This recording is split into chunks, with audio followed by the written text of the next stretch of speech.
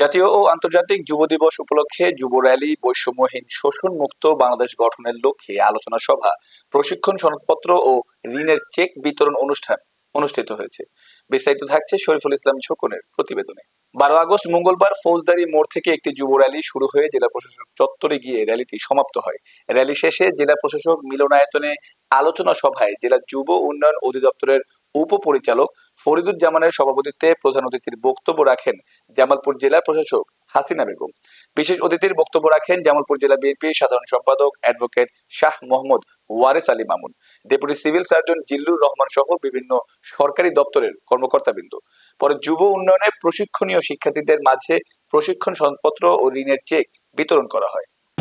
আজ আমরা এক মহান উপলক্ষে একত্রিত হয়েছি, আন্তর্জাতিক যুব দিবস 2025 উদযাপনের লক্ষ্যে। জাতিসংঘ ঘোষিত এই বছরের প্রতিপাদ্যের মধ্যে মূল যে চেতনাটি রয়েছে, সেখানে যুব সমাজের উদ্ভাবনী শক্তি এবং টেকসই উন্নয়ন। আমরা সেই যুব সমাজ, তরুণ সমাজ যাতে আগামী দিনে বাংলাদেশের উন্নয়ন সমৃদ্ধির সাথে সম্পৃক্ত হয়, সঙ্গত কারণে আজকে যে প্রতিবদ্ধ বিষয়, আমি মনে করি যে অত্যন্ত যৌক্তিক একটি প্রতিবদ্ধ বিষয় যে টেকসই বাংলাদেশ বিনির্মাণে চাই যুব বান্ধব রাষ্ট্র